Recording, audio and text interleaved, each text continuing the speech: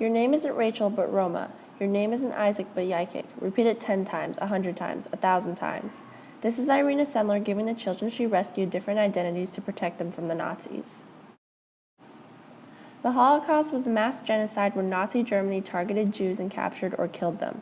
Adolf Hitler, the leader of Nazi Germany, was determined to create a racially pure society. Under his reign, 6 million Jews were killed in Europe. In 1933, 9 million Jews lived in 21 countries of Europe, but by 1945, two-thirds of that population had been killed. However, three-fourths of the Jewish population who went into hiding survived the Holocaust. Irina Sendler rose against the horrors of the Holocaust to save and protect the future generations of the Jewish population. Irina Sendler saved Jewish children during the Holocaust. However, many things influenced her, such as her Jewish community and her father, to do what she did, most of which have to do with her childhood. Irina was born in Warsaw, Poland, but grew up in Otwock, Poland. She lived with her father and mother in a Jewish community, even though they were not Jews.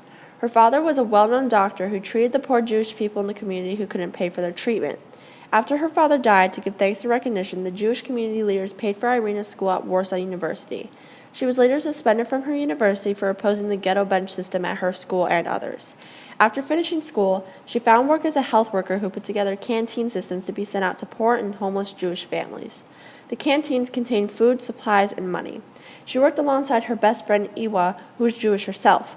Once the Warsaw Ghetto, an urban section of a city that serves as a residential area for Jews, was built, the living conditions became dangerous with disease and starvation, especially for the children.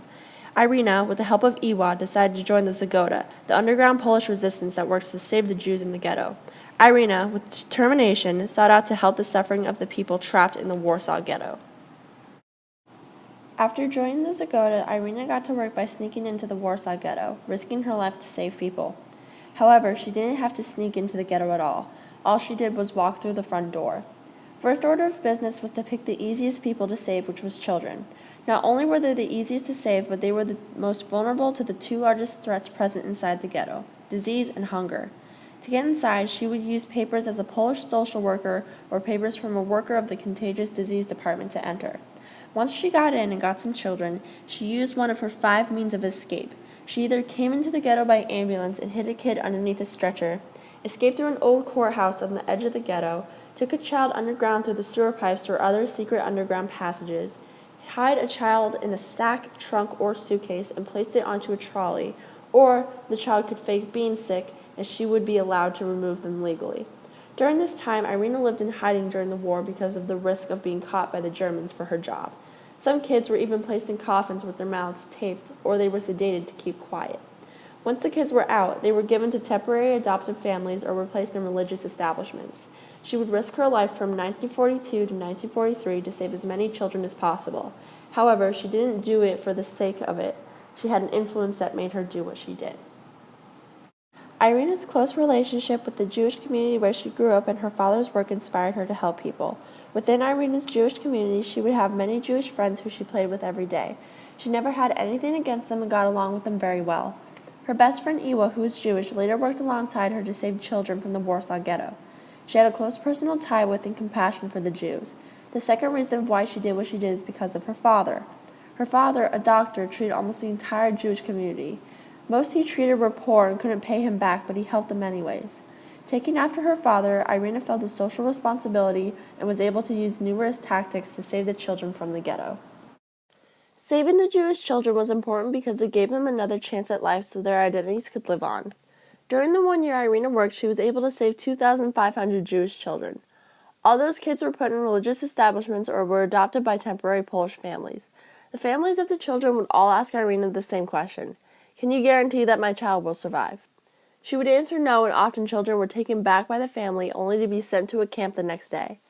When the war ended, Irina attempted to reunite children with their parents, only to find out most of them were killed in the Treblinka death camp. After receiving the news, most of the children moved to Israel to grow up with strong Jewish identities. Years later, Irina would receive phone calls from people. A painter telephoned me. "I remember your face," he said. "It was you who took me out of the ghetto." Some of those child survivors came out to talk about Irina in an interview. Elżbieta Fikowska, a child survivor, said Mrs. Sendler saved not only us, but also our children and grandchildren and the generations to come. With all the risks Irina took, she knew the possible outcomes, which later caught up with her and affected her life. After almost being caught for what she did, Irina's life was changed because of the torture she had to go through. One day, in 1943, the Gestapo, or German police, raided her apartment in hopes of finding the list of all the children she saved from the ghetto. If they found the information, it would give them a right to arrest her and other members of the Zagota. With no luck, they took her to the Pawiak prison and interrogated her in 2 separate locations to try to get her to confess to what she did. They even showed her a list of informers who supposedly betrayed her and tried to get her to do the same to them, but she wouldn't talk. They tortured her by repeatedly beating her until her legs and feet broke. After this, she still wouldn't talk. Finally, the Gestapo decided to just execute her, but she was saved by her Zagota companions by their actions of bribing the Germans into giving her up. Once she was fully healed and back on her feet, the war was already over. She exclaimed in her later years, "I could have done more. This regret will follow me to my death." Overall, Irina doesn't see herself as a hero and takes no credit for any of her actions and wishes she could have done more. Irina Sendler, despite the difficulties and risks she took, managed to save the lives of many Jewish children. She was an upstander. Some people become upstanders because they want to make a change and help out as much as possible whenever it is requested or obvious. Others become bystanders because they don't want to take the risk of helping people because they're afraid of getting caught in the crossfire. Upstanders are the helpers, while bystanders are the watchers. It is important for more people to become upstanders because it makes the difference of someone being safe and sound rather than in danger or hurt. We can help people in becoming upstanders by showing them it's okay to take risks because it will benefit not only them, but the people they're helping. Those kind of people are the real heroes.